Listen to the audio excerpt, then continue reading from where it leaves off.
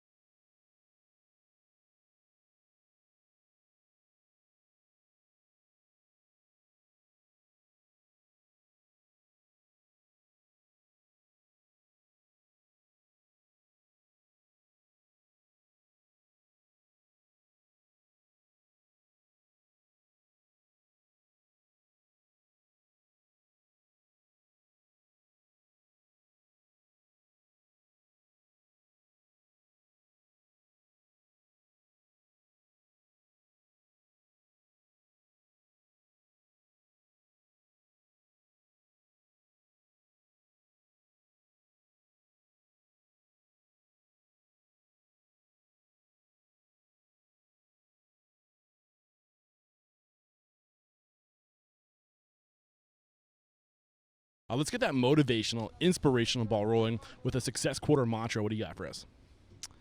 Well, to the world.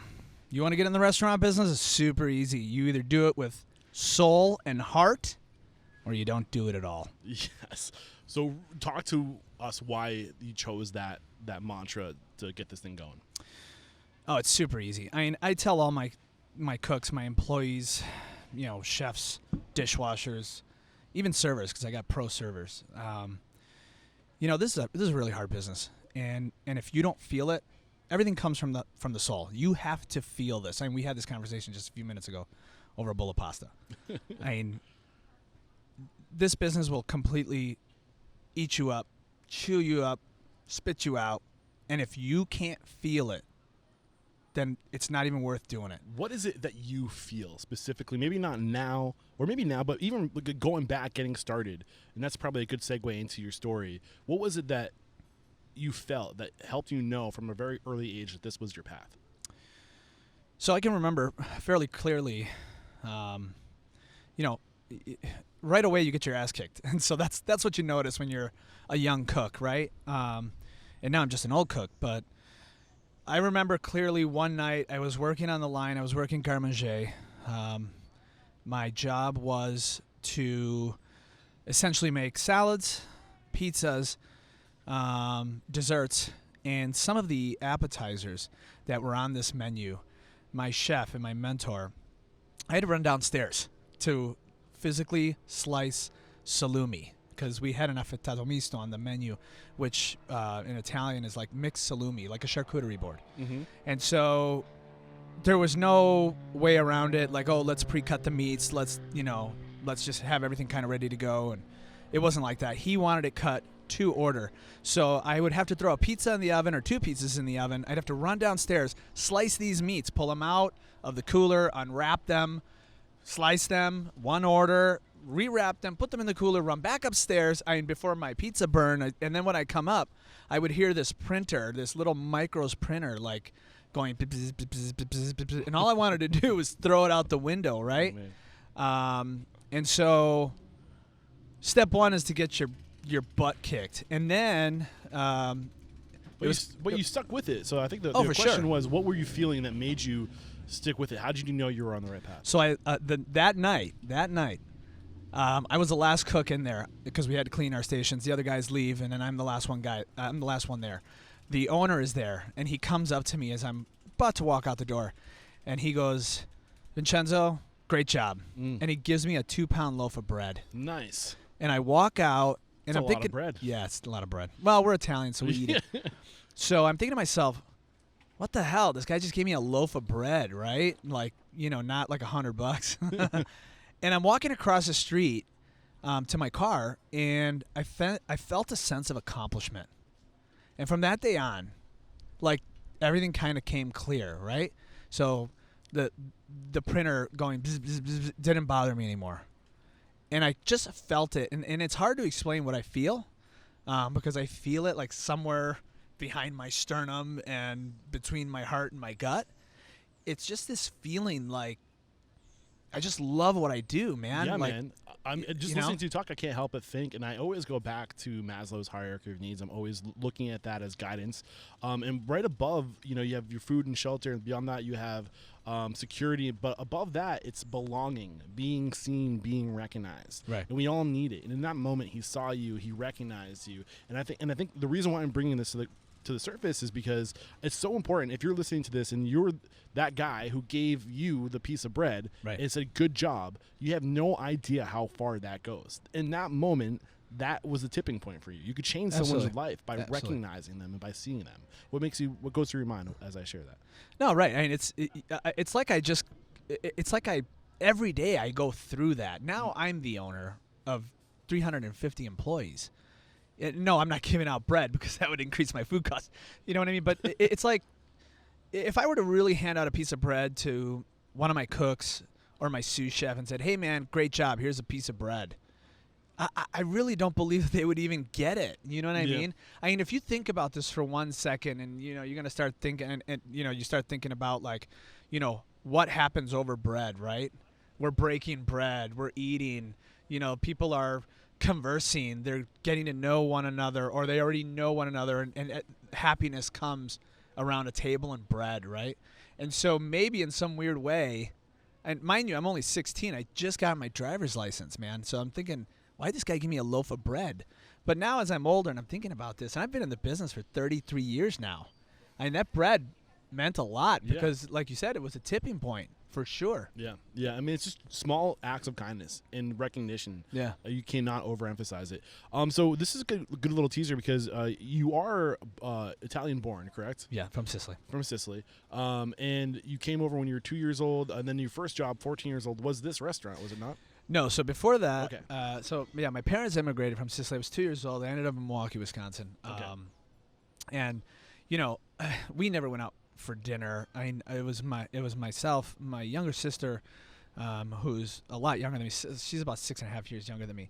And so my grandmother lived with us as well. And so we never went out to dinner because dinner at my household was far better than going out to dinner. And mind you, my folks were immigrants in the country. They really weren't schooled, so they had foundry jobs, and so we just ate at home. We ate very typical Italian food like caponata and bacala and like chicken cutlets and arancini, things that are super Sicilian. And we were growing everything in the backyard, right? Mm-hmm. And so this is again, like it's it's ingrained in my brain that I can go behind the garage and grab peppers and an eggplant and whatever that my parents were growing back there, and that's how we ate, right? Yeah. And so I guess it all makes sense. It's all kind of serendipitous that I just happen to be in this industry, and I guess I'm successful at it. Yeah, so you know. I want to focus on this job you had. I want to destroy the prince. Like I said, my last name is Cacciatore, but I inherited my mom's Irish. The Hunter. Yeah, Bortola. What's the name of the restaurant? For Bartolotta. Bartolotta Ristorante. Bartolotta. So this was you were there for a while because you eventually helped open 3 other locations or 2 other locations. Yeah, it was like two locations. I mean, so when I got the job with Paul, so before to answer your question prior, I was a dishwasher at 14 with a friend of my dad's.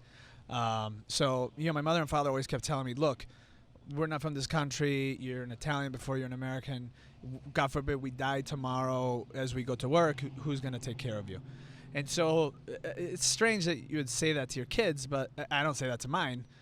But it's reality. Different world. Right. So I was throwing papers at like 8 and 9 years old with my cousins who lived down the street from me because they didn't want to do it. And they would pay me like, $5-10 a week.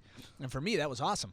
But, I got this job as a dishwasher with my dad's buddy. He was a chef. And this goes back like, Jesus, I don't know. I was 14 and my dad was giving me a ride to work. The chef was smoking cigarettes on the line, and then when he had to plate something, he would take the cigarette out of his mouth, and with the burning end, he went and put it on top of the window. And I'm thinking, is this okay? You know what I mean? Like, so it kind of goes back then, and I think about it now. It's just like you can't even smoke in a restaurant. No, period. it's crazy how times have changed. Yeah. So, and then after that, I worked with Bartolotta. So I was just like, okay, I went out to California. My cousins are in the restaurant business. They live in San Francisco. They have a bar as well. So I was like pouring anchor steams at like 15 and 14, slicing mortadella for sandwiches for my cousin. And then when I got back, I didn't have the job, right? I went back to Wisconsin, and I would spend like my summers out there in California with my godmother. And so I got back. There was no work for me with this guy. The restaurant was called Joe and Mario's at the time. It's this little mom and pop joint, right? And then I remember like it was yesterday. I looked in the paper, in the Sunday paper, and it said, now hiring Milwaukee's premier Italian restaurant. And I'm thinking to myself, okay, well, I should go there. It's Milwaukee Premier. And it's funny because that's what I use when I put things on Craigslist. You know what I mean? That you just change Milwaukee to Naples. So what I'm trying to get at is, I'm assuming these folks, Paul and Joe, really helped form you at a young age. Oh, for sure. Is it safe to say they were mentors? Oh, absolutely. So what did they teach you? What did this? You were there from the age of 14 to like what, 20 or something, just before going to college? No. So I went to culinary school in Chicago at Kendall, and I was still working. I was going back and forth, which was crazy. Yeah. I don't know what got into me, but I left them. I was a chef of Ristorante Bartolotta when I moved down here, and I was 24. So I spent a fair amount of time there. Yeah. So you started as a line cook pizza, right? And then from there you became the executive chef. Prep cook. Yeah. And then from being the executive chef, you went and you helped open a few other locations. Yeah. So let's kind of like hone in on your evolution as a restaurant professional. What were the biggest lessons that you think they taught you as far as what it takes to be a successful person and restaurateur? So, my dad always told me before I went to work, he's a foundry guy, he came home smelling like, what is the definition of a foundry guy? I don't know. Is it just like a... He worked in a foundry that made parts and pieces for John Deere. Okay. And the car Excalibur. So the guy would come home smelling like metal. Machine. Yeah, like oil and metal, and you know what I mean? It was just, ugh. And my mom kind of did the same thing. And she worked in a foundry, but they kind of put her at the switchboard, and you know what I mean? Like, hold please. Yeah. Because she was learning English as well. And so anyways, my dad always told me, look, in Italian, he's like, steal the craft. Steal the art with your eyes. There's no reason for you to ask any questions. Just watch and just steal it, right? And so that's what I did. Any opportunity that was given to me, I always accepted it. I never said no. I still, to this day, have a hard time saying no, which I know, like, some of these, be successful, do-it-yourself books, they always say, don't be afraid to say no. I still have a fear of saying no because I don't want to disappoint anybody. and I would rather disappoint myself before disappointing somebody else. Yeah. And so, as a young cook, they were like, "Hey man, can you do this party with me?" Yes. "Hey man, can you stick around and clean the grease trap?" Yes. Oh, that was bad.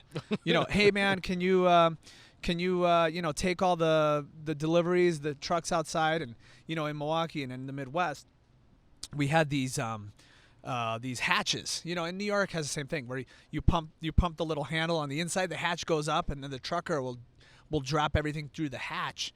And then we would take in, because everything's in the basement. And so I would do that. I would do everything, whatever he asked me to do. And mind you, there were times where I would get home and I was just like, this sucks, man. Like my dad was like, that's it.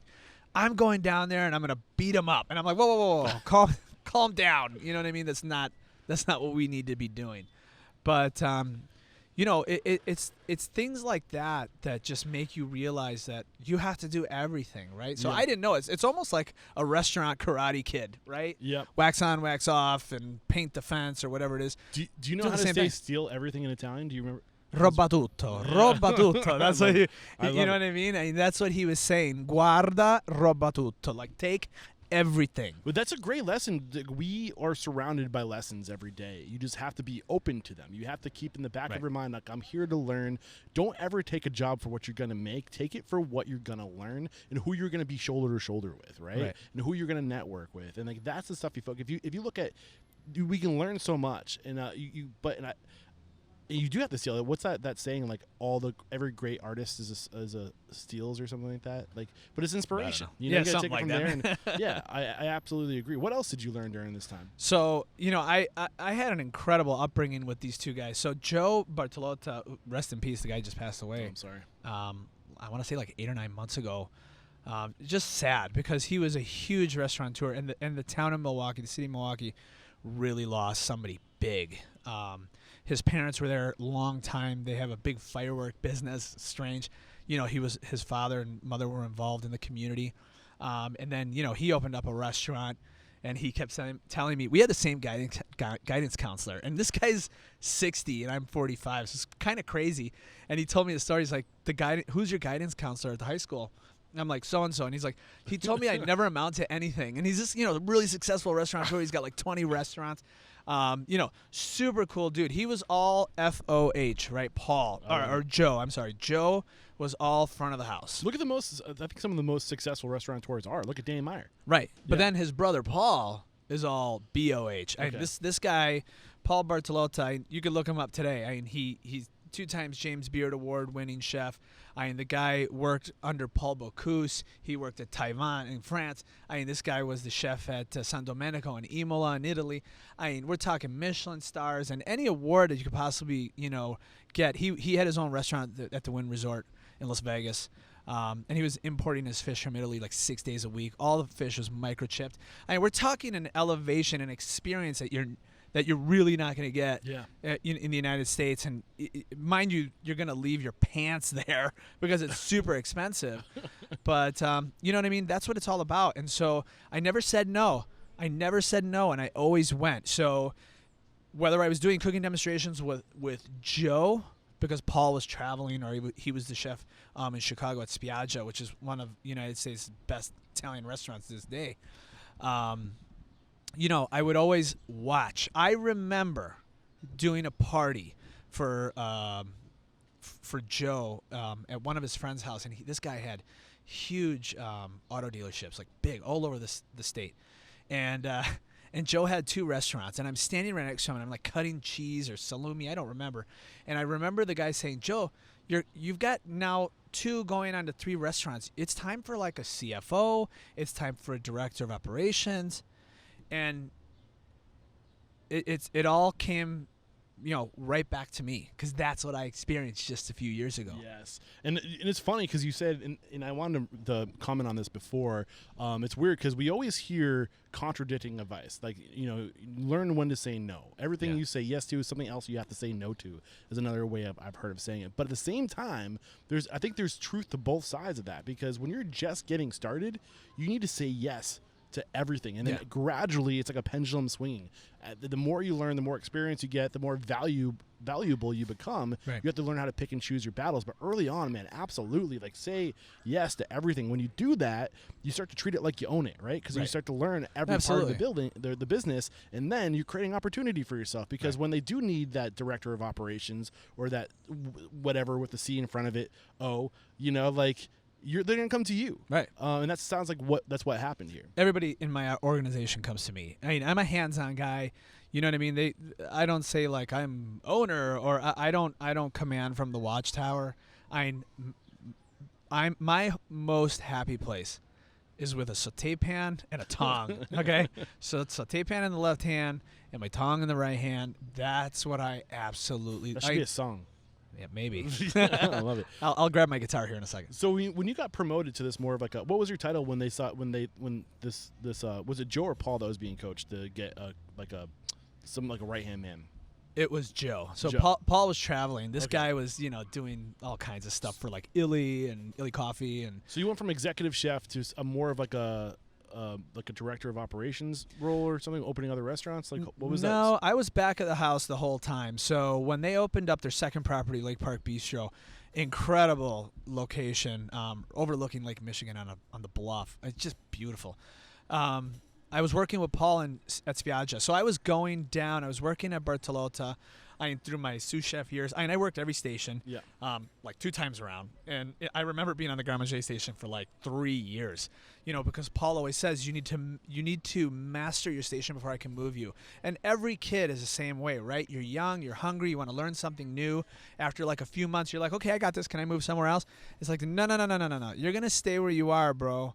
And you're gonna learn to master the station. What does that mean? Yeah. Mental mise en place. Mm-hmm. You gotta know you gotta know how many people are on the books tonight. You gotta make sure that you have your mise en place set up. You gotta make sure that you have backups. You gotta know when you're backed into the corner. Nobody puts baby in the corner. That you know how to get out of it, right? You know how to figure it out, how to get out of it. You don't need to call the guy next to you. God forbid you get your sous chef to pull you out of the weeds. That would be like, the kiss of death, right? Yeah. And if Paul got you out of the weeds, it'd be even worse. Mm-hmm. And so, I was on stations for a super long time, man, like a super long time. So why do you think that is, that he took this approach of mastering one station before moving somebody else to the next one? What's the operational and like leadership management benefit of that? Like, how does that affect everything? It's just understanding the ins and outs. You know what I mean? So then for me, I got 3 restaurants going into 4. Okay, and throughout one evening, I hit all 3 of my kitchens because they're in walking distance from one another. Yeah, the French restaurant is right down the street by the French flag down there, and then my 2 are under one roof. So Betulia and Osteria are under one roof. So I can literally walk in to Osteria and feel that one of my cooks is struggling. And I just go. I always have my apron on. I always have a towel around me. I know it looks strange, but gotta be ready to go. No, I'm ready to go. And there it is. I just boom, walk in and take over the station, right? Because I'm confident, I'm comfortable. Yes, the dishes came from my brain, and I'm not reinventing the wheel, right? This is Italian food, so 4 ingredients, 5 ingredients is all we need to deal with, and that's it. And then when he's totally out of the weeds, then okay. It's been a gas. I'll see you later. And then I'll walk across the street to the French, check up on them. Next thing you know, there's always a station teetering. Somebody's always making an error. Somebody's always cutting a corner. And so then I'll be right there. And now I'm working Grand Manger. Walk in the back door, clean my hands. I'm like, ooh, hold on, let me replay that for you. And now there's an opportunity for me to educate, a cook. So, a few minutes ago, I'm bailing somebody out. And the next minute, I'm educating. And I think that by working all those stations for an extended period of time rather than 6 months or 4 months or 5 months or 2 months, you know what I mean?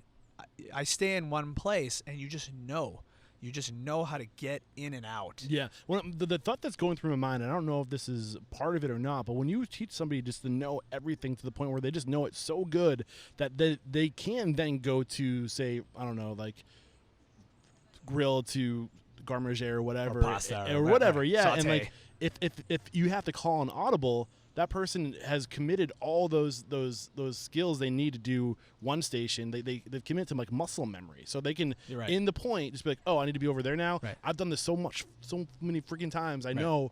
I don't have to think about it. Like I can just go into that mode. But you have to get that good to be moved away. So when you do have to call an audible, you're useless. You're not useless. So my chefs, I tell them in our chefs meetings, I says, look, when you hire a new cook, right, there's always going to be an extended period where they're going to have to understand our culture. Culture is a huge word in our vocabulary at all of my restaurants, Campagna. Make a note. Because, people need to understand what we're doing and why we're doing it, right?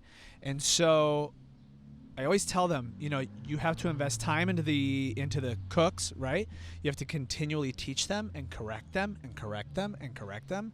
And then it's stop thinking and just do. Yes. Okay? So you're going to be plating a pasta a little bit slower if you're thinking about something. Or, wait a minute, is it olive oil and then garlic and then anchovy? You know what I mean? Like, no. Just, we're going to do this over and over and over and over and over, and then you're just going to do it. Stop thinking. It's just why you see it's the same mentality as seeing somebody doing karate, right? And they're just doing the same moves over and over. I wrestled. You do the same move over and over and over again to the point where it's muscle memory. Right. And it's the same thing, like, I'm a big soccer guy. So, the number 10, which is the midfielder, they're always kind of pulling the strings, right? Same thing with the quarterback. Yeah.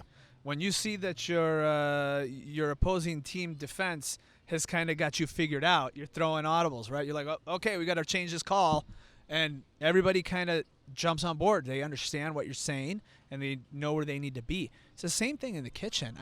I relate the kitchen to either a soccer field or a battlefield, one or the other. Yeah. I mean, I'm loving the conversation. Any other big lessons? I know you helped them open a few restaurants. Any other business lessons? Things that most people or not everybody knows regarding success in business that you can drop on us before we kind of move through because I know you spent some time in New York City. You did some traveling before coming to Naples and opening your own place. Yeah, no, that's where you learn. Like I said, my dad's words always ring in my head. You always kind of look and watch, and it's all about inspiration, right? As you become a chef and you get out of like a sous chef position or from a cook to a sous chef, your educational kind of line changes. And then you have to inspire others. That's what I tell my chefs. And for me, it was always watching what Joe or Paul did. If I was with Paul, I watched how he, communicated with guests. The way he spoke to them. And I'm not saying that he was like, you're an idiot and I'm the chef and I know everything. No. It was just the way that he was communicating with them that they like totally understood him. Like he's believable, but he's believable because he's extremely knowledgeable. Yeah. You know what I mean? And so it's little things like that I tell my servers, my managers, make decisions. But, when I was opening up restaurants, I remember falling asleep on chairs and, Paul and Joe, he would keep all of us there. And I'm like, what does this have to do with me? Like they were talking about, table selections. This is going to be table 22. This is how we're going to set up the plates and the silverware. And I'm like, I'm a back of the house guy. Like, I've been here for 16 hours. Can I go home? Yeah. But, I never opened my mouth. But what was he doing in that moment, keeping you there? I don't know. Maybe he forgot that I was even there, right? But I was watching it. Yeah. I was watching it because I'm observing. Yeah. I'm half asleep. There were times where I did fall asleep. We were in front of a computer trying to figure out standardized recipes, and all the chefs were behind Paul. Paul was at the computer, and it was just like, oh my God, like what are we doing here? Like we're all passed out. We've been working all day long. The restaurant wasn't even open yet. Yeah. And so it's just those experiences that I do today, and I do them over and over, right? Because now I'm opening up my 4th restaurant in 2 weeks. Which I can't wait to talk about. Yeah, that'll be fun. And I'm still doing what I learned back then. Yeah. Is it me forgetting that my cooks are behind me and they're falling asleep, or what? Or is it? You know what I mean? I'm not doing it intentionally to hurt them. Real quick, take us in 10 seconds. The next steps you took between leaving Paul and Joe to coming to Naples, and I think you're at a restaurant for 9 years before opening your own place here, right? Yeah. So what happened between Joe and Paul and opening or coming to Naples and getting your first job that, what was it, 2004 or something like that? I moved down here in 2000. Okay. In October 2000. So what happened in between? So it's kind of an interesting little story. 10 seconds. 10 seconds. So I had a girlfriend. I came down here. She's like, hey, can we go to Florida for vacation? My parents have a place in Bonita Springs. I said, yeah, I really hate Florida because my folks took me to Disneyland, and I'm like totally anti-Disney. She's like, no, you're going to really like it. So we came down here, and she convinced me, and I'm like, okay, it's all right. We're golfing and playing tennis. And then she brought us to Naples for dinner, right? In this place called Campagna, which is down the street. And I'm like, oh my God, like Fifth Avenue. That's Fifth Avenue. It's right behind you. So I'm thinking to myself, I'm driving down the street. I see Ferraris and Bentleys and Rolls Royce. I'm like, what planet am I on? Like, this is super cool. So we went to this restaurant, and I'm like, okay, like this restaurant's pretty cool. This place is busy. The food is not like super simple Italian, but I saw an opportunity. And then she went home. We went home, and she dumped me. Oh. We were engaged. We were dating for 8 years. We were Man. engaged. She took her ring off, and I'm like, wow, okay. So I took my ring back, and I moved out of the apartment that we were living in. I put my mom and dad through hell for that, right? And then all of a sudden, I'm like, I was placing my orders at Bartolotta downstairs, and this guy from a company called D'Artagnan, who sells us D'Artagnan, past guest on the show. Yeah, right. So I says to my rep, he goes, where were you on holiday? And I'm like, oh, I was, down in Naples. And he's like, where? And I'm like, oh, this restaurant called Campiello. And he's like, oh, that's one of my clients. I said, just out of the blue, do you think they're hiring? I was kind of broken at this point. And he's like, as a matter of fact, they are. I'm like, really? Next thing I know, I'm talking to the chef. Fast forward 2 more months, I'm in my little blue BMW driving all the way down here, knowing nobody. I had $5K in my pocket. And that's how it all started. It was, don't get me wrong. Sounds like my life. It's like the best move I ever did. Like, I live in paradise. I really do. Outside of like hurricane gorgeous season, down here. it is awesome. Yeah. And what I saw was opportunity, and I wanted to capitalize on the opportunity. What specifically? Paint a picture of what that opportunity was. The dining scene here was very minimal. Everything was in like shopping plazas. There was no elevated cuisine, and I was fortunate to work with Joe and Paul, because when they opened up Bartolotta, I was there like a week after they opened.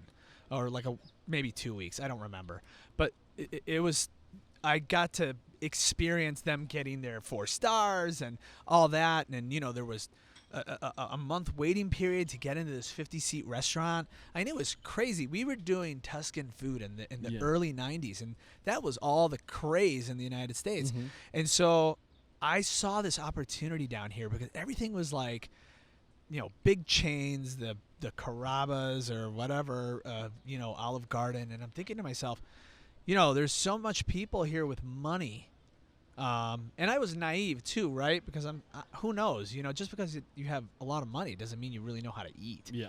And so I just took a chance, man. And I came down to Campiello, and they're a Minneapolis-based company, by the way. So I interviewed in Minneapolis, drove back to Milwaukee, which is a 6-hour drive. Jeez. And then they were like, okay, do you like to golf? And I'm like, yeah, I like to dabble in golf. They're like, you're hired. So I came down here as a sous chef, and right away just started like, simplifying their menu and just kind of doing super easy, like rustic Italian food. And I was noticing that, first of all, my clients in Milwaukee were down here dining. So I realized that, oh, wait a minute, that's where they go in the winter time. So they come down here. So you have you already had kind of a clientele, a name, a reputation. I didn't know that. I thought I was going to know nobody, right? But here I am, like, wait a minute, like a month ago you were just having your food at Bartolotta. Now you're down here at this restaurant called Campiello, and I'm Side note, for anybody who's in the industry who lives up north, right? Your career, your skills are a ticket to anywhere. So move with the seasons and go get experience where there's peaks, where there's surges where they need extra help. You can get paid better too. Be willing to move to where the opportunities are, for sure. But again, I meet a lot of cooks that they give me their resumes and they're only in one particular place for like 4 months, and then 4 months, and then 6 months. And I'm thinking to myself, this goes back to the conversation we just had. Yeah. Have you mastered anything? Yeah. I mean, let's think about this for a second. Yeah. Have you mastered garde manger? And they're like, well, I was a sous chef up in blah blah blah, and I'm like, okay, but I'm looking at how you're holding your tongs, and you're showing me you really don't have a lot of experience in, or you haven't had somebody mentor you and lead you to do things the proper way. Like when I plate bowls of pasta, I don't use a tong, I use a spoon.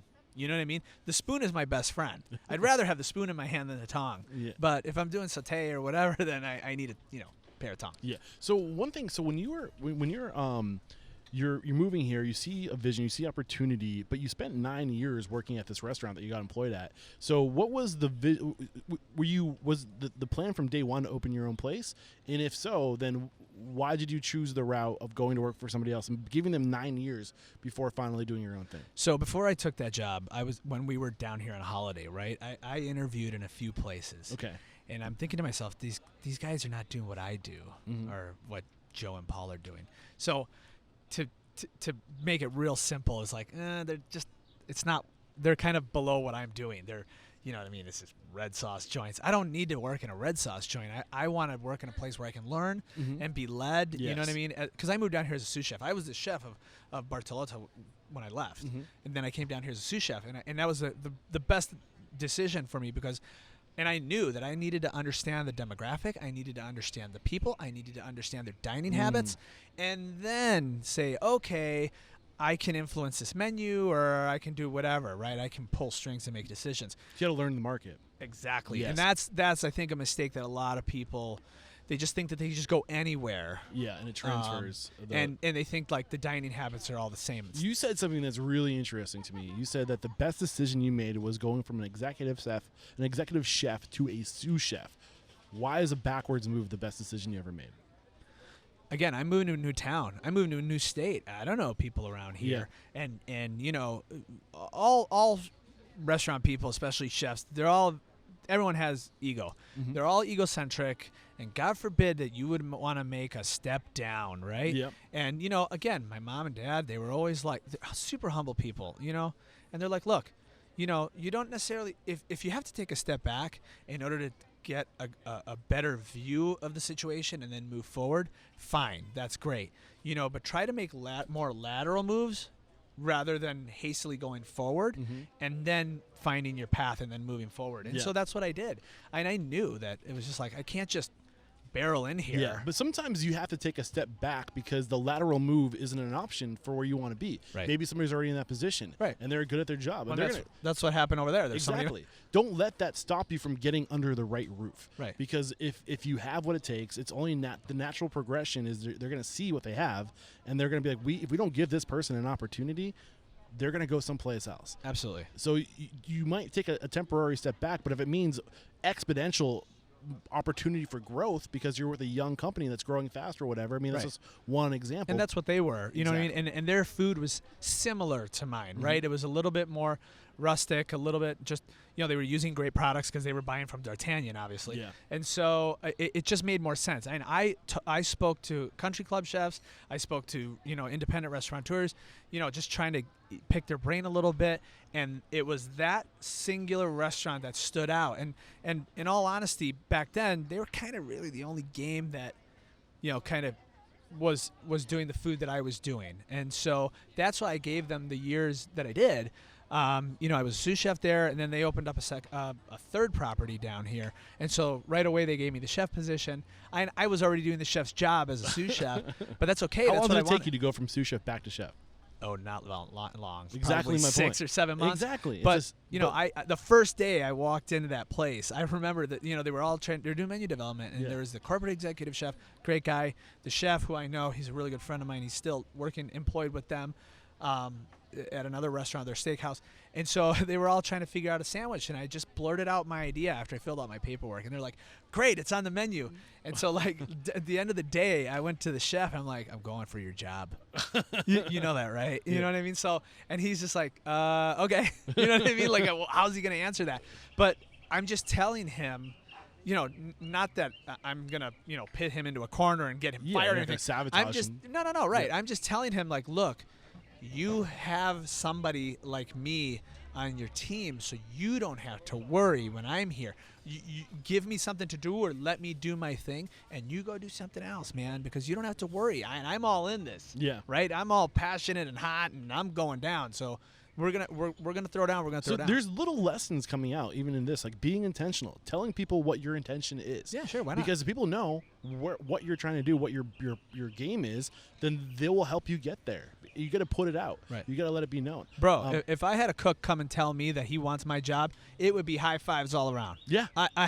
I've owned my own restaurants for 8 years. But what's that do for the executive chef? Now he knows that he has somebody that he can give responsibility to and start delegating to, because he knows that this is what you want. So now he can open up time to work on the business or something. Right, exactly. Exactly. I love this. So any other key lessons you learned with this new restaurant group? What was the name of the Campiello? Campiello. Yeah, it's D'Amico Partners. Okay. Yeah. Anything else that they taught you as far as business goes that you think sets you up for success? I know we learned a lot about the demographic. You're learning your market, but what about how, like, operations and how to do things better? Do they teach you anything like that? Oh, absolutely. Like I mean, what? they're a family-run operation. They do have a lot of restaurants. They're, like I said, they're based out of Minneapolis, so they had different types of restaurants, from full-service restaurants to, almost like a Panera concept, where it was kind of fast casual. And so, every month we had P&Ls, we had prelims, we were, the CFO, like in my first week of taking over the chef job, he like totally grilled me. And again, these are not things that I'll be the first to admit. I'm not a numbers guy. Mm-hmm. I love what I do being a cook, right? Mm-hmm. So do I have to take inventory? Well, of course. Do I have to write a schedule? Well, yes. You know what I mean? And I have to watch my labor, and I have to watch my food costs, and I have to watch all that, because nobody goes into business to lose money, right? I mean, we all go into business to make money. But a lot of people think that the restaurant business is just, like the owner is just rolling around in dough, right? No. I mean, they just think, oh, my God, they see all these people here. The music is jamming. People are happy. Drinks are flowing. Yeah. The money is just, you need a Brinks truck at the back door. Nah, it doesn't work that way, man. I mean, I have a restaurant, the French, over here. I've yet to take a paycheck from it. It's been open for 4 years. Damn. You know what I mean? But it's called debt repayment. Yeah. There's an initial debt that you have to go into to start the business. Yeah. I mean, it's crazy. So maybe I'm missing the underlying lesson, but what was it specifically that they taught you about operation? It's just watching your numbers, right? Okay. You have to know what's going on. We took weekly inventories. I knew exactly what was in my coolers. I knew exactly what things cost. I had mega relationships with these, with our vendors. I mean, that's why I'm successful with the people that I buy with. I support local. I support small families. I almost eliminate the middleman. I mean, Yeah. Cisco might not want to hear that. And don't get me wrong, we need to buy from these sorts of broadline companies like a Cheney or a Cisco or whoever. But, I feel good as an operator, giving my money to a husband and wife that are growing me lettuce. Yeah. You know what I'm saying? And so, but you have to watch how much you're spending. So you have to have monthly P&Ls. You have to look at your numbers. Yeah. You can't take for granted that you're doing something right, and you could be doing something right and still lose money. Yeah. Is there anything a layer deeper beyond P&Ls and weekly inventory, and managing relationships with vendors that they taught you that isn't common knowledge? I mean, Maybe a detail about how to do that better. it was funny because over with them, there wasn't an SOP, right? They were a family-run business, but they did, run their businesses kind of like a hotel, shall we say. But it was all, you had to figure it out yourself. You were on your own. Like they never said, look, this is what we're going to drill down on today, or blah, blah, blah, blah, blah. We had to track all of our invoices, and we had to do all that. So we knew how much we were spending. We were almost doing double work in order to jive with our P&Ls. Yeah. But it was really just paying attention. That's what I learned from them. It's not like they told me that, but in a sense they did. Yeah. Because they're like, first thing you do, and the chef was like, first thing I do when I walk in is I walk into the cooler. I don't even say hello to anybody. And I'm like, yeah, that makes sense. I say hello to to my prosciutto and my parmigiano before I say hello to my prep guys or my dishwashers that I'm walking right past when I walk in the back door, because I want to know what I have in my. So it's just being an awareness. And I think a lot of people, they just kind of take that for granted. They're like, oh, okay, I thought I ordered this, or yeah, I think it's in there, or whatever. Now everything changes. You know what I mean? You have to go in and you have to know. And So it's like a routine, a flow, a habit. Every day you go and you have touch points. Yep. Yeah, I love that. All right, so we're back, and take us to the point where you're like, okay, I'm ready. I'm gonna open my own place. I know where it's gonna be. Like, take us to like where you started living intentionally to make your first restaurant a reality. So I mean, I felt like you already were up to this point, but yeah. I was telling the chef, like I said, look, I'm hunting for your job. And when I got his job, I went to the corporate chef, and I'm like, I'm hunting for your job. Yeah. And then, the owner already knew that I wanted to live his life, right? Yeah. Because I wanted to open up a restaurant when I was 24, and thank God that didn't happen. Right. And again, I've got This is back in Milwaukee. Yeah. And that was kind of one of my goals. You know what I mean? I always set kind of short-term goals. I don't have an immense amount of long-term goals because I don't even know. I might get hit by a garbage truck tomorrow. You know what I mean? Like, I don't know. I kind of know what I would like to do in the future. Like, hey, I want to have a holiday with my family in Europe for a month every year and be inspired by Spain and Italy and France and all these really cool gastronomic centers of the planet. But for me it was kind of short term, especially building up to opening up my own restaurant. And so I was already doing that kind of work at Campiello, thinking to myself, okay, like if I could do this differently, because I have a boss. I'm the chef, but yes, I have a boss. I have, the corporate chef that I have to report to. And so there's times where I couldn't do something that I really wanted to do because, I had to budget or whatever. Yeah, I had to do what they kind of wanted. You know what I mean? And it's the same thing for my staff. I says, look, we're an Italian restaurant. You just can't do Asian food. You know what I mean? It has to make a little bit of sense, and it has to be my style, right? Because people are coming for me. I am the brand of my business. So they have to eat the food that you're cooking, yet it's coming from me. Yeah. Right? Yeah. And so I was already kind of like, role playing, and I thought to myself, okay, if I do this, if I have the opportunity to open up my restaurant, I'm going to do this. And so I write it down, and I would clip little, pictures out of magazines, and I had this, like a vision board. Yeah, essentially I did. I had a big old file. It was, paper and also digital. And and that's what I did. And then it just got to the point, like I told the owner of the restaurants, who I see him every day. First he lived in Minneapolis for a long time, and then he moved down here because he got smart and he didn't want to live in the cold weather.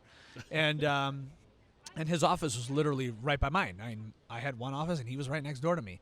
And I just kept saying, like, hey man, I'd really love the opportunity to own a restaurant. And so if you could give me like a piece of the pie, that would be great. And he would say, like, well, we can't at this point because we have debt repayment. And it didn't really make sense to me what debt repayment, you know what I mean? You have partners, you got to, you're not necessarily shelling out all the money yourself, and you got to pay those people back first before you could take out, you know what I mean? But I'm sure that there's ways that you could figure that out. And years gone by, right? And I keep asking him, like, every year, like, hey, how close are you to paying off your partner so we can, I can get a little piece of the pie here, you know what I mean? And you'll have me forever, right? Because I love what I do. And I'm thinking to myself, we're going to both take a bite out of the apple, right? Yeah. You're going to take 90% of it, and I'm only going to take 10% because you're giving me this opportunity to kind of get my feet wet in opening a restaurant or owning a restaurant. And I told him, I want to know what it's like to lose sleep being an owner of a restaurant. And let me tell you, I lost a lot of sleep. You're very intimate with that feeling now. Oh, God. I don't want to experience it again. But this is a good point. I think you're bringing up a really good point. It's a difficult conversation to approach somebody who owns something and say, I want to own what you own. Give me some of what you own. How do you do that in a way that's not that doesn't come off as like I don't know, entitled or how do you balance that? How do you do that gracefully? Well, ultimately, it's not like I asked them the first week that I got there. You proved your value for sure. I was there, and they had a robust growth period, and I was changing the menu and making it more simple, just really proving my worth. Yeah. You know what I mean? And I told him, I says, on my watch, nothing's bad going to happen. I'm going to give you all the positive that I can possibly get for you. Yeah. You know what I mean? I want you to win all the awards you could possibly win, or whatever what you're looking for, right? I want you to have all the success, and I want to get you there. I want to help you. And I'm not the type of guy that needs to be on television or whatever. I don't need that. Everyone says you should have your own show. I don't need that. You know what I mean? I'd rather again have a saute pan and a spoon in my hand or tongs or whatever. So I think there's another lesson here is that if you don't give the opportunity to somebody, they're gonna go find it someplace else. Absolutely. Yeah. Oh, totally. And especially today. And one saying I love is the pie is better when all pies are better when shared. right? Yep. Like, you want to eat a pie by yourself, it's lonely, it's boring. But if Right. you can share that pie with somebody and know that pie that you created can help sustain somebody else, Right. you know, like there's something in that, in sharing a piece of the pie with somebody that's very Exactly. rewarding, you know? And so that, you know, that maybe they weren't in that position. Maybe they didn't want me. I didn't really push it much longer. I just told my boss, the corporate executive chef, I says, look, you know, it was in my review. I says, look, you know, I love what I do. I'm just telling you now that now I'm, you know, into my 30s, pushing my mid-30s, and I'm still here. I've given you plenty of years, you know, 10 years, whatever. I says, if the right opportunity comes up, I would really like to open my own restaurant. I'm not telling you I'm leaving tomorrow. I'm not giving you my notice today. Yeah. I just says it could be 2 months from now. It could be 2 weeks from now. It could be 2 days from now. It could be 20 years from now. I don't know. But I'm just being transparent with you, and I'm telling you that this is how I feel, and I think I'm ready for that next step. I have plenty of experience now. All of the things I experienced as a cook, you know, with, you know, cooking at somebody's house with Joe and running up and down the stairs to slice prosciutto and mortadella, and hearing those conversations of now you're up to 3 restaurants or 2 restaurants and you need a CFO, and then all the experiences of creating menus and going through P&Ls and taking inventories and traveling for, you know, this company, and helping other people. I think it might be time now because I still want to know what it's like to be an owner. Yeah. Yeah. So one of the big lessons I've learned is this is one of the reasons why it's a core value in Restaurant Unstoppable Network is communication. You have to let people know what your intentions are, and you have to, you have to put it out there. And even if you were planning on leaving somebody, they might be like, okay, well, you know what? Like, we don't have an opportunity here, but maybe if I hear of an opportunity, I can pass it along, right? And I truly do believe that's your job as a restaurateur to try to push people out of your restaurant in the sense of creating opportunity for them and helping them go wherever it is, knowing what their vision is for themselves and helping them get there. But here's the thing, every once in a while, you're going to come across that person who wants the same thing as you do. And you can give them that, you know? And in this circumstance, it didn't work, but like you put it out there. Sure. And I don't know how did you find your own opportunity eventually? So it's kind of funny actually because we used to do a lot of like golf dinners and wine dinners and this, that, and the other. So there would be a lot of high rollers, and most of the times, you know, the owner would bring in big parties of people, 20, 30 people. And the way I found my partner is that the owner of Campiello, and they were friends. So their wives were friends, and he was part of, you know, their group, right? And so they had a big annual golf tournament down here. It was in the middle of March. Like, I mean, obviously you could see it's beautiful out right now. And so after golfing, you know, 18 holes, all the guys come down. The wives, they kind of go elsewhere, and you know, we do big steak dinner. We're talking about like 4-pound ribeyes and pastas and seafood towers and all that crazy stuff that I would create. And so he goes, "Hey Vincenzo, come here. I need to introduce you to one of my friends." I says, "Okay." So he comes out and he goes, "This is my friend. His name is Don." I'm like, "Hi, Don." And this guy had a bone up to his, like, you know, like from the ribeye. Okay. He had the charred bone, right, on his mouth as he's gnawing it. That's my kind of guy. Yeah, me too. I'm like, oh, I like this guy. And he's like, whenever this guy comes in, do me a favor. Could you please take care of him and his wife? Absolutely. And he was like, okay, good to meet you. Later, I got to go back and cook, right? So every time I saw this guy keep coming in with his wife, I didn't know who he was. Yeah. His name was Don. He would come in, and you know, I'm outgoing. I'm like, "Hey, Mr. Don, how are you? Hello, you know, your wife. What can I get you? You know what I mean? Good to see you again." I would send out a little, "Here, have a calamari on me." Blah blah blah. Next thing you know, we're talking. We're having, we're friends, and it all boiled down to my wife was turning 30, and I says, you know, he lived in New York, and he still does. And I says, "Look, I want to take my wife to New York. You know, I go to New York all the time for business because it's like the culinary center of the United States. And she's never been there. So it's, you know, this culture shock, right? She was from LA. She hated it. She moved here when she was young, like 13. And so she's essentially from a small town. And so he goes, "Okay, let me handle it. Give me the dates." Boom. He wrote them down on a piece of paper. Next thing I know, you know, like he set it all up. I got picked up by a black car at JFK. I got hotels. I've got tickets to shows. We're going out to dinner. I'm like, who is this guy? You know what I mean? And so we just became friends, right? Yeah. And then on my birthday, about 9 years ago, maybe 10 years ago, because it took 2 years of like conversations to get going. On my birthday, I was just at home with my youngest, my only son at the time, who's my oldest now. Yeah. My wife was gone. She was at the store, and I'm just sitting there watching some show with my kid in my arms, and I get this call from an unknown number. I never answer my phone, but for some reason I answered it, and it was him. He goes, "Hey, Vincenzo, it's Don." I'm like, "Hey, man, how are you?" And he's like, "I want to open up a restaurant, and we're going to do it in New York." And I'm like, okay, I'm going to have to drop a bomb on my wife when she comes home from the grocery store. Yeah. You know what I mean? And that's how it all kind of went down. And mind you, for 2 years, we just kept discussing and discussing and discussing. You know, I'm a super hands-on guy. I'm a very creative person. So the restaurants are all kind of designed by him and I. They're just, it's like ideas. We're like in a room, and then we're just throwing ideas at each other. You know what I mean? They're splattering all over the wall, and we're getting beamed left and right. And then, you know, we get to what we are here. So Yeah, man. So wait, he wanted to open a restaurant in New York? yeah. So you convinced him not to and open one in Naples? So, you know, we have an attorney. His friend is also our attorney, who's also my business partner. Okay. And so he reached out to his friend. His name is John. He goes, "John, so what do you think? You know what I mean? Like, let's open up this restaurant in New York."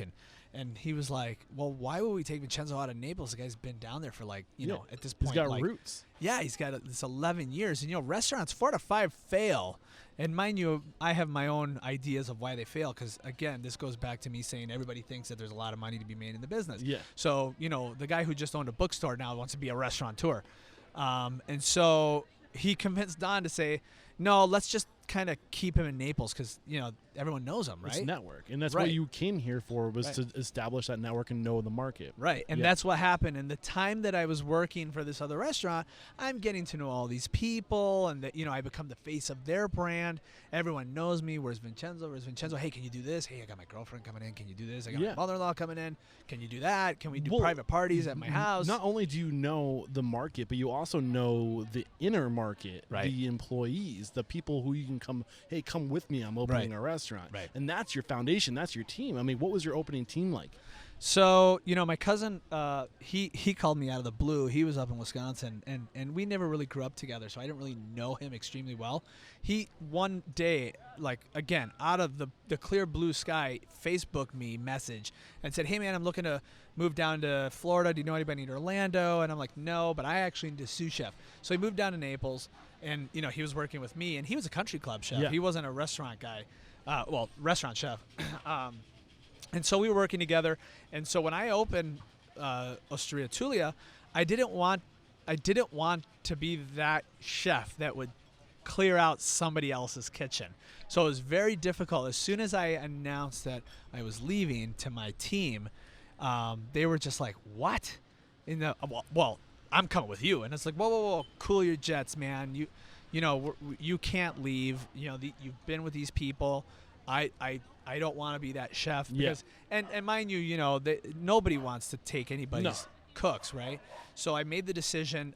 My cousin came with me, so he's like, "Well, you brought me here. I'm not going to stay here." Yeah. I says, "Oh, okay, but you know, you have to quit on your own." Yeah. You know what I mean? And talk to them and say, "Look, you know, he's my cousin. He's my blood. So we're both leaving." And so he came with me. My wife. Keep in mind, you offered to own a piece of the pie. You know, so I never got it.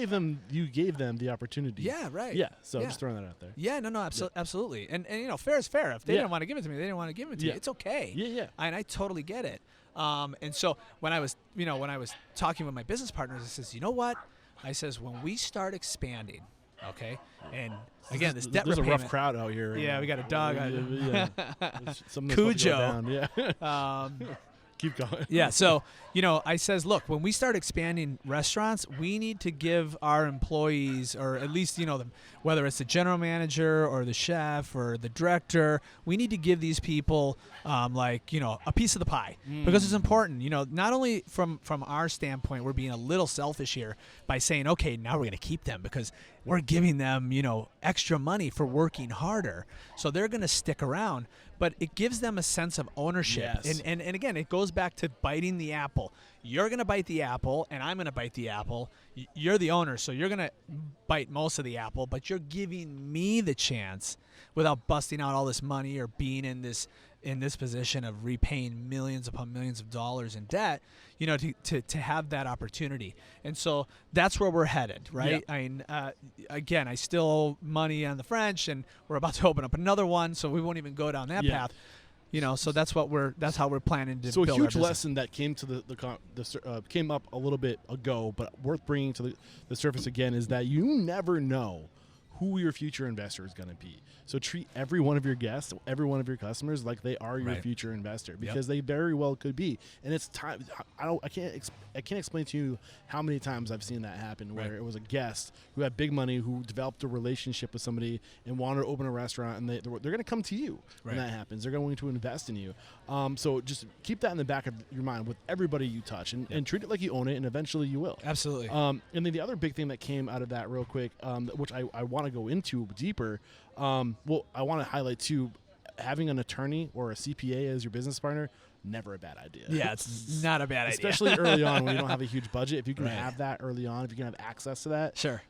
It's important. Good if possible. I want to go deeper into this this piece of the pie. How were you managing that? Did you have a separate profit account? Were you, like, how was your cash flow management in a way that you knew that these individuals that you were bringing on were going to be able to get a piece of the pie, and how did you communicate that with them? So, for the ownership, when we first started, we just put our heads down. When we opened Osteria Betulia, we just got shot out of a cannon. So, and like I said, I'm a hands-on guy. So I wasn't even thinking debt repayment. I wasn't thinking anything of that. I was just saying, okay, we need to get, butts and seats, right? But that came extremely easy because, everyone knew who I was. So all that, 13 years of working for somebody else and paid getting off. to know it just paid off, right? And so they were like, oh my gosh, this is great, this and that, but I didn't know, how quick I was going to be able to pay my partners back or what, you know what I mean? And so they got paid back on that initial investment fairly quickly, because it was nonstop. I mean, on our first day, I only wanted to do 75 people. We ended up doing like 260, and I was like, strangling my general manager. I'm like, what are you doing, man? Because first impressions, you can never get that back. Yeah, you want to know make what sure I it mean? comes out And right. I just want to make sure that the food was great, and people are like, what the heck? I went to this restaurant and it sucked. You know what I mean? So people will always put you on the pedestal, and they'll judge you for what you've done and who you are. And so if you don't give them what they're looking for, it's like, oh dear, You don't it get can many really second ugly. chances. That's Yeah, for so sure. now we're building. We have a director of operations, which I just hired last year in January. So these people get kind of a profit sharing right still to this point. The management team, they're all based on bonuses right now, so they get a nice big chunk of the pie. But as we continue to do proof of concept, especially with my Betulia brand, like we really want to start growing this. So we're opening up the next one in North Naples here in like 2 to 3 weeks, and then we're already looking at my fifth store, which is like in Sarasota. So we're like scouting areas, and my mantra is like, I want to be a big fish in a little pond. I think back, does any chef want to open up a restaurant in New York? Hell yeah, man. It's like, Culinary Center USA.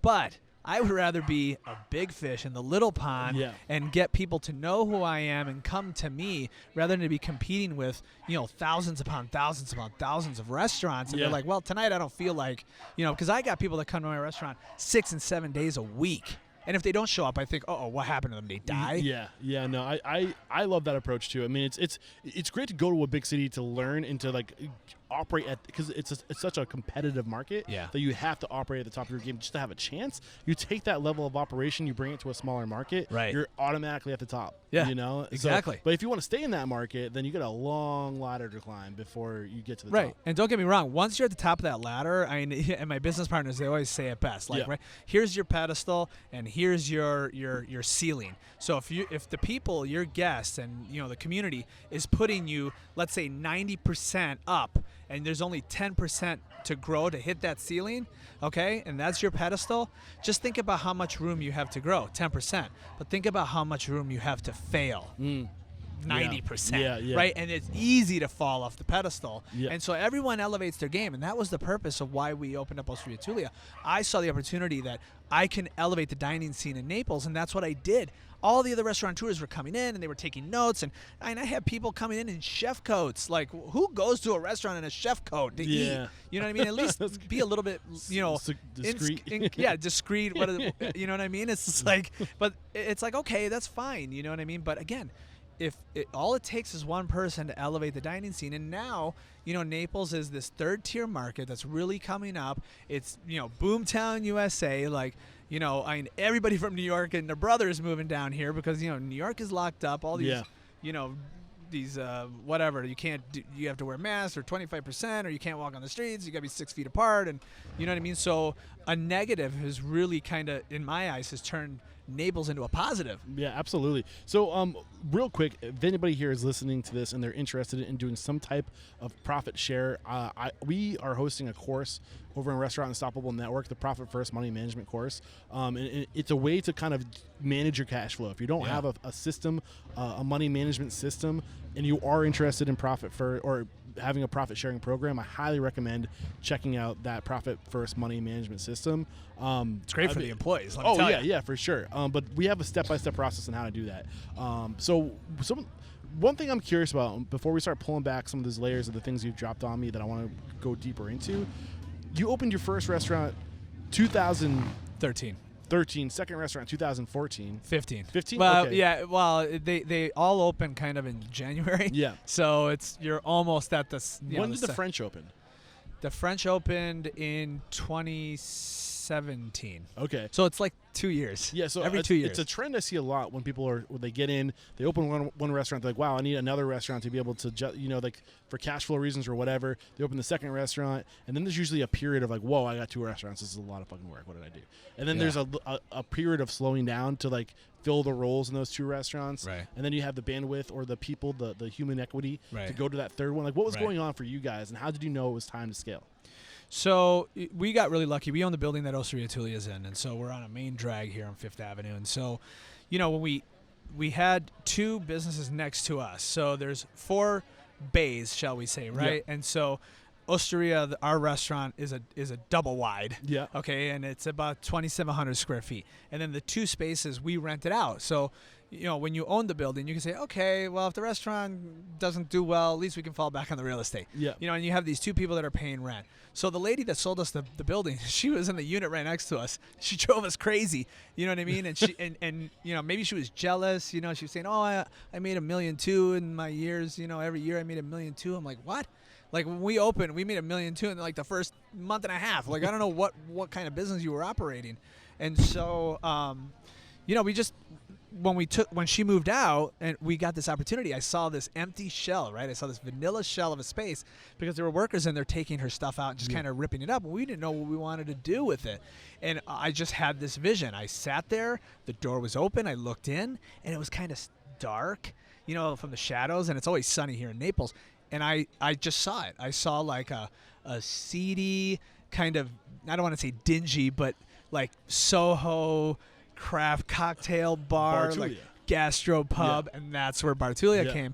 And it just, again, serendipitously, like 2 years after we opened, you always want to expand. And that's the best way to expand, in my opinion. If you're looking at locations and you have like locations to your left and your right that could be potential units under your brand, like if there's that lateral room for growth, like literally like if you can slowly grow out and keep your restaurants literally shoulder to shoulder like you did, it makes having 2 locations much easier because you, like you said earlier, you can be in any restaurant at any time. Right. And that's like that was one of Dane Meyer's big things when he was doing his thing in New York City. Like Batali too. Yeah, he had to be within walking distance, right? Or he wouldn't open a restaurant. Right. So that slow organic natural growth is good. You slowed down for a few years. 2017, you didn't do anything in 18, 19, or obviously nothing in 2020. But was that intentional? Were you gearing up? Like what was going on? We were gearing up. So, it was easy. I don't want to say it's easy because when we opened up Betulia, I'm always on the line. I you know what I mean? Yes, I'm the owner. Yes, I could easily pick to expo or not be on the line, but it's just my nature that I need to be on the line. Mm-hmm. So I jump in and I'm getting just completely destroyed on Betulia. And mind you, the restaurant is literally next door with a pass-through door, so I can see the kitchen of the other restaurants as they're super busy. And we open in the middle of season, like. There's like lines out the door, and I'm thinking this is not the right way to open up a restaurant. But again, when you start investing hundreds of thousands of dollars, and sometimes millions, you gotta get that cash flow. right? You just want to go and get going. But we opened the French 2 years after Betulia, so Betulia at this point was stable. But for the first 2 years, people in Naples didn't even get it. Okay. Right? They didn't even know what a gastropub was. They didn't know craft cocktails. They're like, what is this? And we were riding on the coattails of Miami, because that's the closest major market to us, and their craft cocktail scene was really kind of growing. And so I was like, drinking in all these really cool bars in New York City, and I'm thinking to myself, oh my God, this would be super cool. But, we had a telephone number, but we had no phone. We didn't take reservations. And in Naples, it's like, wait a minute, you can't make a reservation? Like, we totally broke the mold, because here it's like people are like, is that a good thing or a bad thing? Well, at first I thought it was an awesome idea, right? Because I want to be. I'm spearheading this. I'm changing the culture of the dining scene, and nobody else is. And so I kept going home at night because nobody was in the bar. I'm thinking. I tell my wife, I'm like, what did we just do? Like, this is horrible. So what made things change? I don't know. It's just like turning on a light switch. All of a sudden, the place was packed. Like people were like, oh. I don't have to make a reservation. I could just walk in there. Oh, I got a suit on. We just came from a wedding, but who cares? Let's go in there. Oh, I just came off the beach and I got sand all over my legs, but who cares? Let's just go in there. Yeah. We kept promoting the craft cocktails. The food program just kept getting more simple. I had to tweak it in the beginning. You know what I mean? I couldn't just get way crazy out there, because I was serving like duck hearts and duck tongues, and it was super cool. That is but cool. people, you have to understand your demographic, right? Yeah. So a few things. I want to give a shout out to our boy Guy Clark, because I know that you were one of his clients. Yeah. When did he come to your life? When we opened the French. So, I was looking for actually somebody to do some PR work for me. This is 2017. Yeah. So about 4 years ago. Yeah. So we were already open with Betulia, and we already had the French in the works. So for all you listeners out in New York, the French is pretty much Balthazar down on Spring Street in New York City. So that's what we really wanted. And I thought, okay, this is super cool. It's very convivial. It's loud. It's bustling. And there's a soul in the restaurant. When you walk into Balthazar, it like takes your breath away. It's so cool to feel the energy of that restaurant just breathing. And it's been there for 25, 26, 28 years, whatever it is. And that's what we wanted to build. And so I needed somebody to help me promote this concept, because I knew deep down in my soul that people weren't going to get it in Naples, right? Because, like I said, they could have all the money in the world. There's a lot of wealth down here.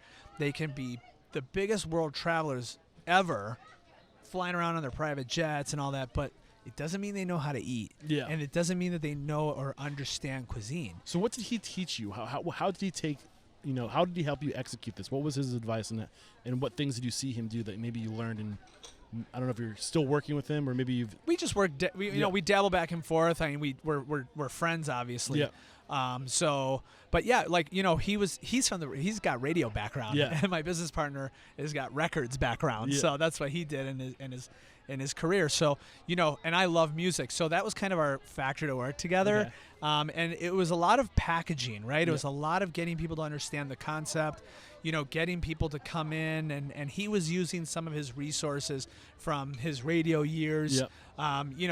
And my partner too, trying to sell records to people, you got to go to radio stations and say, hey man, can you give me, can you play this song or whatever? And so, what I learned and what, a guy gave us was really just promoting and different avenues of promotion. Yeah. And I think a lot of young restaurateurs, or if you're getting into it for the first time, there's so many avenues that you unfortunately have to take at this point. Oh yeah. Some are going to cost you a lot of money, like the traditional and conventional ways of marketing, and then there's the less expensive stuff like Instagram and Facebook that you just you pay $20. So how much do you budget to work with somebody like Guy Clark? It seems that everybody in this area, and it might be kind of cheap, it's like $5-6K a month. Okay. Because when we were looking to open Osteria, I was looking at these big major like PR firms in Miami, and these guys are wanting like over $10,000 a month to only work on your specific project for only like I think it was 30 hours a month or something like that, or 20 hours a month. You know, they some of these groups, they have like, you know, James Beard chefs and blah, blah, blah. They get to do all these, you know, food and wine festivals. So it depends on what you're looking for and what the outcome is, what you want. So for me, I don't need to be on television. I don't need to be gallivanting on a stage. You care about Naples. Yeah, no, I care about my community. Yeah. You know what I mean? Because, like I said, I got people that come to me 6 and 7 days a week. And that's where his network was strong. And that's what right, he did. Because he had these events that he was throwing. So he knew the right people to talk to drive traffic. Right. And he's affiliated also with, like, FGCU, which is the local university down here, which is a bustling, big, growing college. Yeah. You know what I mean? So, and they have a hospitality program. And so, you know, his projects that he was doing personally with his restaurant week, they were like raising money for the school, you know what I mean? And so the people were coming out to these restaurants, and they wouldn't think of coming to my restaurants, especially the French, because people thought that the French was expensive. And I'm like, guys, the French isn't expensive. It's a brasserie. It's a bistro. It's like the neighborhood joint. That French probably intimidates people. Like right. Yeah. And here I am just serving, like, you know, steak frites and onion soup. You know what I mean? That's funny. So you mentioned a few things that really stood out to me early on. You said culture was huge here. I want to get into how you guys establish your culture, what your culture is, and how you created that culture. Then I also want to talk about how you inspire others. Is another thing you said that I think is really important. So let's get into it. Culture, like what is your culture? You know, I just hired a general manager yesterday for my for Betulia Mercado. And I told her, it's like, you know that phrase of what would Jesus do? It's like, just think every time, like, what would Vincenzo do? You know what I mean? And so the culture is, it just comes natural to me. I'm an Italian. I'm vibrant. You know what I mean? I'm not shy to speak to people. I have kind of hospitality. I'm hospitable. You know, when somebody comes to my house, they don't even have a foot inside the door, and they're like, you want an espresso? You want a water? You know what I mean? And even before I was in the business, and maybe that was, I blame my grandmother and my parents for that, because, you know, it was like a revolving door of guests and the espresso machine constantly running.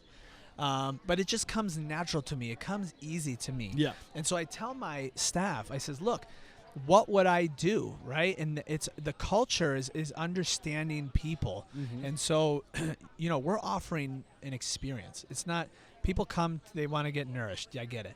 You know, people come and they want to hear cool music. So it's a package, right? And so I tell, like, my bartenders at Betulia, like, look at the people that are in front of you, okay? What age group are they are? Oh, they're it's 4:30 in the afternoon. They might be in their late 50s, early 50s. Okay, play music that relates to them. That's part of the culture. Yeah. You know what I mean? I want them to make decisions. Don't wait for me to tell you to put on Steely Dan or Led Zeppelin. Do it yourself, right? Yeah. As it gets younger, then we could throw on, you know, Snoop Dogg and Dr. Dre, and you know what I mean, and all because the demographic is different. Yeah. And so it's all about culture. What would I do? How would I approach you? You came in, right? I just threw down pizzas and pastas for you. I don't know you. Yeah, man. I just met you. I can't wait. I'm gonna finish that before the end of the day for sure. So what I'm hearing and what I like to say to people, I echo it all the time. Behind every great restaurant's a great person, right? And your culture is just literally, it's omnipresent. Whether you are aware of it or not, you have a culture. It's either a good culture or a bad culture. Right. But it's literally just an extension of the person that's behind the brand. Yeah. Behind every great restaurant's a great person, and that culture is an extension of who you are. Yeah. And that you hit it on the head. Like, think about what your values are as an individual, and then inject them into your business, and write them down and teach people. And I guess the next question I have is, how, when you're not there, how do people know what the culture is? What do you do to communicate the culture constantly? What things have you put in place to make sure that it's consistent? Well, it's a vibe. It's even like, you know, that's what we're creating. So again, like I said, when I walked into Baltazar, it took my breath away. Like, you can feel this restaurant is alive. It's got a soul. It's breathing.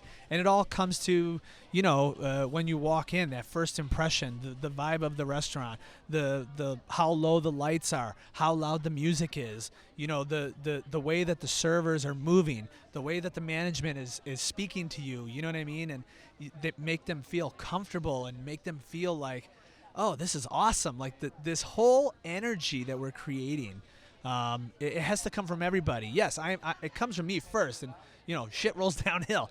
But it's like, what would Vincenzo do? Like turn this music up when it gets louder, or when the guests are speaking louder, or whatever the case may be. Make sure that people are moving quick. Make sure the bathrooms are clean. Make sure that you're being attentive, yet getting to know your client. If they're older, then you approach them different. If they're younger, you change your vernacular. You know what I mean? And you relate to these people. So that's all part of the culture. Yep. And in the back of the house, it's the same thing. We have huge relationships with our farmers, and we're promoting them. We're saying, hey man, I know Jonathan. This guy grows me pea tendrils, and this guy is picking my tomatoes, and he's growing my lettuce, and you know what I mean? And it's all kind of an educational process. Yeah. So you mentioned earlier, thank you for getting into the detail of the culture. You mentioned earlier that you're gearing up right now for this growth that you're about to experience. Your 5th restaurant, you're starting to move away from your market, which is kind of exciting. Scary. What are you doing right now to prepare for that and to be ready for that growth? You said you're gearing up. What does gearing up look like? So right now we're almost done with building the actual space itself. We still got to get our final inspections and just get our permits all signed off on and stuff like that. But once we get in, right, the management team has to go in.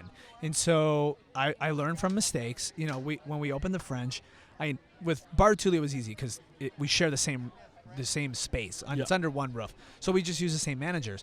But then I thought when I opened up the French, I said, well, we should probably, get some different managers, because I don't want to, cut my nose off to spite my face. I don't want to vacuum my managers from one restaurant and bring them to the other only to hurt the other one, because now they know the guests. This is Cheers, man. Like, I know you by name. Yep. And so we hired 3 brand new front of the house managers. Back of the house was easy because I went, my cousin Frank went, who's my chef, and some of the sous chefs that I had just went over there and helped me. And then I hired other people.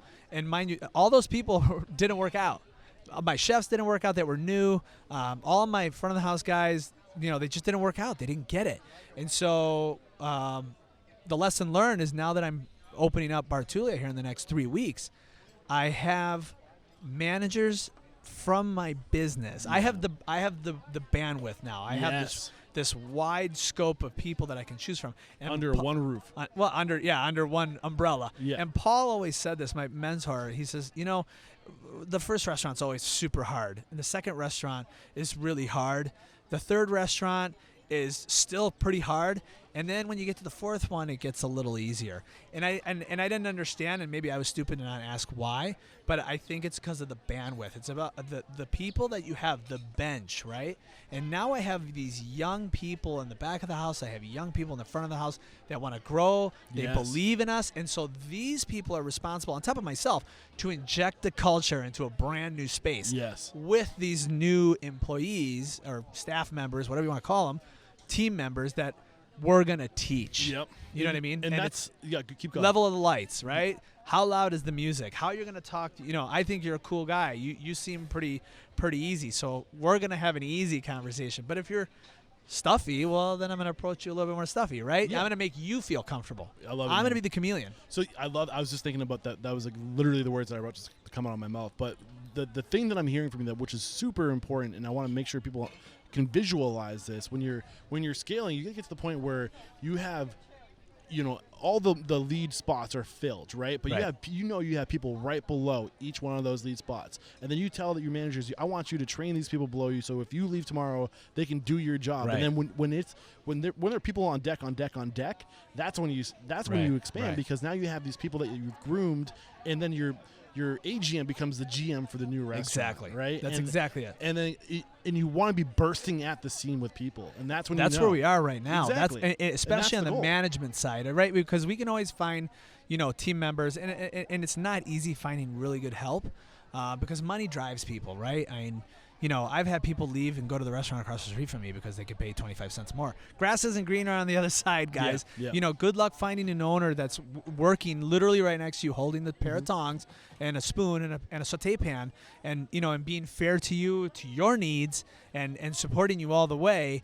It just doesn't work. And you left me for 25 cents or $1. It just doesn't make any sense. Yeah. But on the management side, for sure, you know what I mean? I've got people like my young chef, Kayla, who's she's a woman. She's a CIA grad. She's been with me for 3 years. I have socks that are older than she is.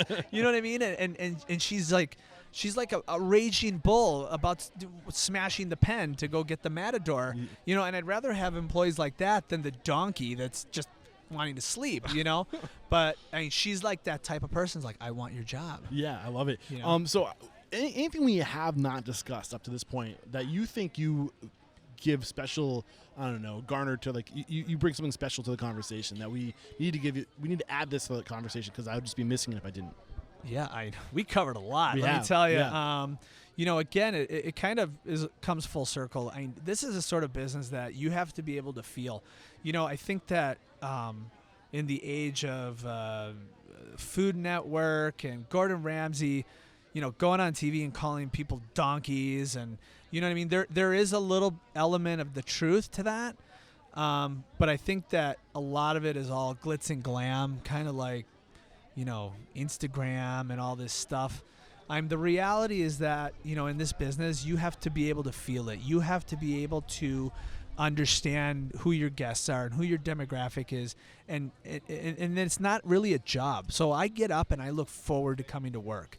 You know, I have 3 boys at home that I barely see, and they're young. Mm-hmm. You know what I mean? And I've missed a lot of their life. And it looks like I'm going to continue to miss a little bit more of their life, but I know for a fact that they know that I'm busting my butt for them. Yeah. And to give them a good life, right? And so, you know, they go to school and they're like, oh my God, your dad owns a restaurant. Can he cook for us? Like Teacher Appreciation Week. And I do it all the time out of the kindness of my heart. I want to, because I love cooking. And so do it with passion. You have to love this business. Otherwise, please just go do something else. Yeah, man. Because, you know, there's way too much risk, and the upside is kind of slim. I like to say the first goal of Restaurant Unstoppable is to talk people out of this industry.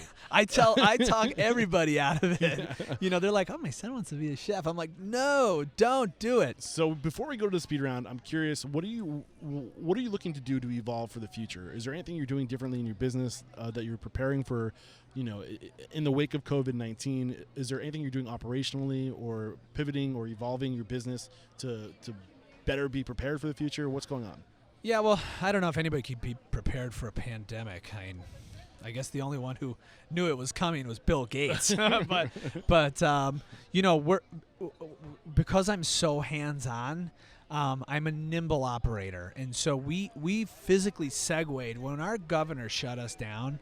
We were in full service, and unfortunately, I had to tell people, sorry, guys, you got to leave. And they're like, well, what do you mean? I'm like, well, there's a pandemic. And they're like, well, we're eating. And I'm like, well, don't blame me. You can blame, you know, our governor or the Chinese. Like, blame somebody, but don't blame me. You know what I mean? I'm just doing what I'm told. Yeah. But, you know, like, I think the dining scene, at least in the United States, and I'm not going to speak for Europe because I don't know, but it's totally different. It's changed, like, for good. I think that, you know, I feel sorry for a lot of these restaurants in big cities where, the restaurants are super small and they're on top of one another. Yeah. I love being in a sardine can because it creates the energy of, you know what I mean, the vibe of the restaurant, yeah. the soul of the restaurant. And that's what Betulia is.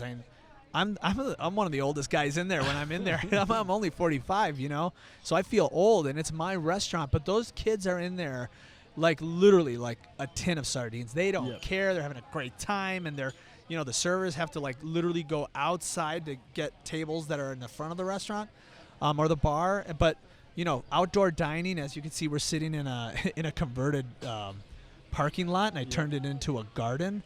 And so it's like a beer garden, but it's a full-service restaurant with a full-service bar, you know, and the city's been great to be able for me to Are do you this. going to keep this space after things open up a little bit more? I mean, Florida's practically open. Florida's You would open. It's not know. 100% wide open. You know, there are no mask mandates, even though, you know, some cities will be like, oh, you have to come in, or businesses especially, you have to come in with a mask. But as you can see, no one here is wearing a mask, but they're seated.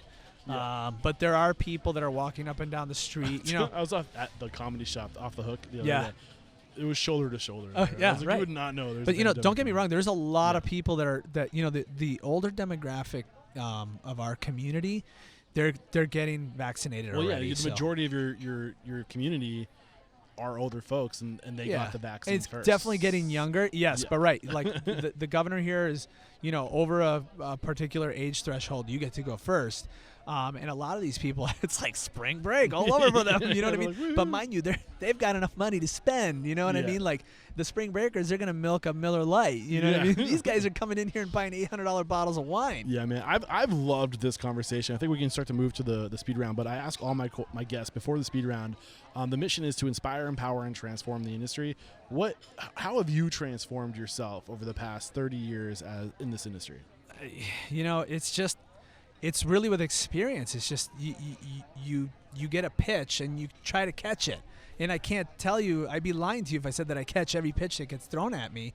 And so, you learn from your mistakes and you just have to deal with it. You have to accept it. Mm-hmm. And that's that. And you grow from that. So, for me, and I have to inspire myself. And obviously my comrades in this industry are who inspire me. Whether it's a chef in a town that's, getting clobbered like Los Angeles or New York, or, it's my friends that are in the industry that are doing somewhat okay. They're looking at me and they're like, bro, you're like wide open. Like, I'm super jealous, and good for you that you're thinking that way. And so you just take these little bits and pieces, this entire career that I've had, it's always paying attention. And that's how I evolve and make decisions for the future. We're back, and the first question I have for you is, what is your it factor, a habit, a trait, a characteristic you believe most contributes to your success? 4 words: focus, passion, feel, touch. Focus, passion, feel, touch. I love it. What is your biggest weakness? Okay. Mental mise en place and communication. I just really think that people are on my wavelength, and I have to learn that they don't think like me. Yeah. You know what I mean? So I have to kind of like push and look at myself and be like, oh man, maybe I didn't communicate that properly. Yeah, I hear you. What is your biggest challenge today, and how are you overcoming it? Biggest challenge today? Well, the business is just booming right now. Like I said, it's Boomtown, USA here in Naples. The restaurants are doing well. We're 25% over last year. So, that's awesome. It's just trying to, again, keep the quality, keep the staff motivated, keep them inspired, depending on what position they're in. So, that is like task at hand right now. Mm-hmm. And then when another curveball comes at me, then I'll deal with it. Yeah. So when you're growing your team, what's one question you ask or thing you look for during the interview process? So, it's funny. I just did an interview yesterday for a GM position. They're always going to tell you what you want to hear, right? So because they're looking for a job. So for me, it's just listening and paying attention and reading between the lines, because the truth is there. Yeah, I love it. Share one code of conduct or behavior you teach your team. This is a way to be, a core value. What would Vincenzo do? I love it. What is one uncommon standard of service you teach your team? So this is something that's common within the 4 walls of all of your restaurants, to go above and beyond what's expected from the guests, but not common throughout the industry. I can't speak for everybody else, but it's, again, being a chameleon. You know what I mean? Everybody's different, right? So if you're a server, you're a manager, supervisor, chef, you have to be the person to change your colors to get the best outcome. Yes. What is one book that's a must read to make us a better person or restaurant owner?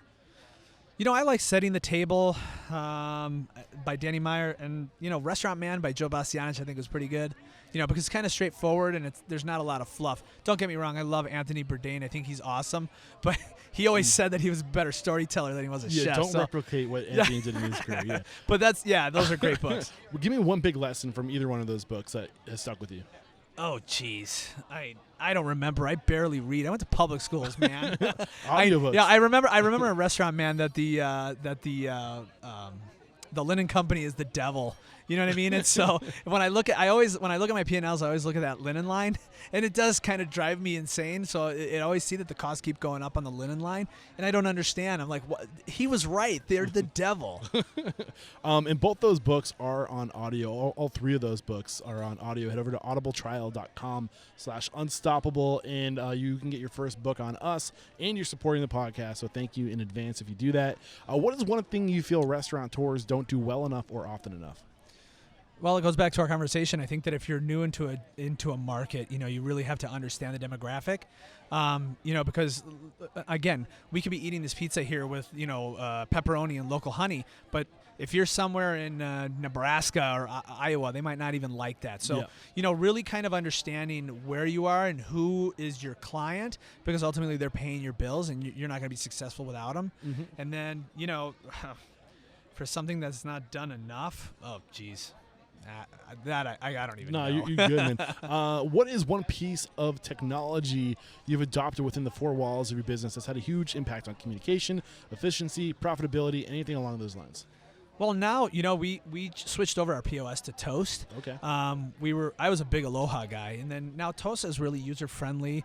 It's very intuitive, which is really cool. It's iOS-based, so I can look at all the, from an operational standpoint, I can do everything from my phone. Like if I wanted to hire you right now, I can physically push a button and make you my employee, which is super cool. It helps, because for an feature in Toast? Yeah, it's really cool. It's all done on your phone. It's super cool. That's and cool. It's all like, we have like handhelds and all that cool stuff. But in the kitchen, it's a thermal circulator because, I never liked that kind of stuff. I'm a rustic kind of guy, so I like fire. So we have wood burning grills and ovens and stuff like that. But I thought thermal circulators were way above my pay grade.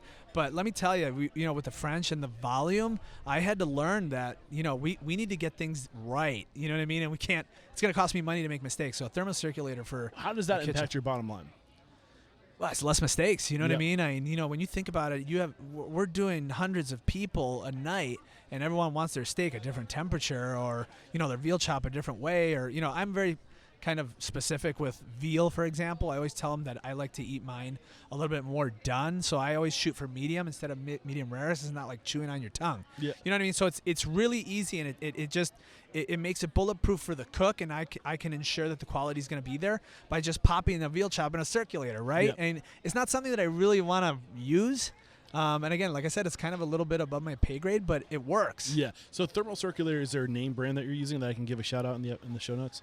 The one that we're using is the Polyscience, so Okay. that's the one that's a little bit more built for restaurant use.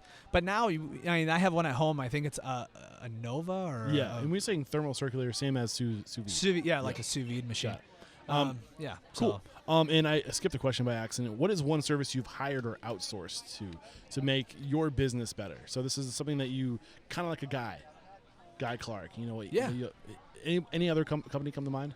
Well, locally, like again, I like to support the local environment, the local people in town. Let's give them a little prop here. So like business. for me, I'm always going to outsource like my farms, right? Yeah. Because I absolutely love what they do for me. So Farmer Mike at Calusa Farms, these guys, Dilly Fish Company. Nice. So I know Tim, he just goes out and fishes. You know what I mean? Like this is super cool, and for me, it's an educational process to tell the guests like, hey, you're eating indigenous food here. Yeah. You know what I mean? So I guess you can call them outsourcing, right? They're not cooking the food for me, but they're growing it. Yeah, for sure.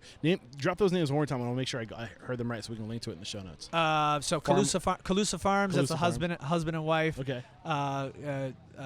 Farmer Mike, so he's up in Bonita. Okay. So he's a little bit of a bigger farmer, but this guy's been in town. Is that the name of his business, Farmer Mike? Okay, just making sure. He shows up at the farm. He's got his big old truck, and they grow everything from sunflowers to to lettuces. And it sounded like you had a fishmonger too. There. Yeah. So our fishmonger is Dilly Fish Co. is what he calls his company. So his name is Tim Dillingham. Super cool. Beautiful. Dude. I love giving shout outs. So beautiful there. If you guys are in South Florida and you're looking for some farmers and some fishmongers to work with, we got you. Yeah. This is the last question. Get ready for it. It's a doozy. If you got the news, you'd be leaving this world tomorrow. All the memories of you, your work, and your restaurants would be lost with your departure, with the exception of 3 pieces of wisdom you could leave behind for humanity and for your legacy. What would those 3 pieces of wisdom be? That's a tough one. Yeah, that is a tough one. Love what you do. Yes. That's one. Because if you don't, then you're miserable. Don't take anyone for granted. 2. Because you need that. You need people, and that's just the way life is. 3, respect and take care of your team. If you're a business owner, they're the ones that are going to help you be successful. Yes, man. I've loved this conversation. Thank you so much. We wrap up every chat by calling somebody out. That's how I found you. So who do you respect and admire in this industry and believe would make a great guest mentor on the show? I only get one? You can, as many as you like. Well, if we're in Naples, again, we had this little small conversation just earlier about it. Two dudes that I'm close with here, and they're great restaurateurs, and then came up just like me. Chris Jones with Lowbrow Pizza, and Jeff Mitchell over at The Local. He's really farm to table, and he's a really cool dude. We work together. It's a really awesome guy. And if you just happen to be floating around in Franklin, Tennessee, my chef who left me and I was crying, his name is Frank Pollara, and his restaurant is Culicino in Franklin. It's Chris Jones and Frank Pollara. Frank Pollara, P-U-L-L-A-R-A, in Franklin, Tennessee. Look out, Chris and Frank. I'm coming after you guys. I'd love to get you on the show. And how can we connect with you if we resonated with today's episode? Maybe we want to come join your team. Maybe we have a follow-up question specifically about something you suggested. What's the best way to connect? Social handle, thing like that? Yeah, you can check us out online at CampagnaHospitalityGroup.com. I know that's a lot of letters. Or you could check us out on Instagram. My handle is Chef Tulia, at Chef Tulia, or at Osteria Tulia, at the French Naples, at Bar Tulia 462. You can send me messages. I'm pretty diligent with all that good stuff. So. And make sure you stick around for the closing thoughts, because I'll let you know what episode number this is. You can head over to restaurantunstoppable.com/whatever the episode number is. We'll have a summary of today's discussion, as well as links to the tools and services recommended on how to connect with Chef Vincenzo. Thank you so much, my man, for taking the time to share your story, your knowledge, your mentorship. There is no questioning. You are unstoppable. Thanks. Let's have a bourbon. Let's do it, man. I'm down. This was great, man. You're awesome. We can wrap it there.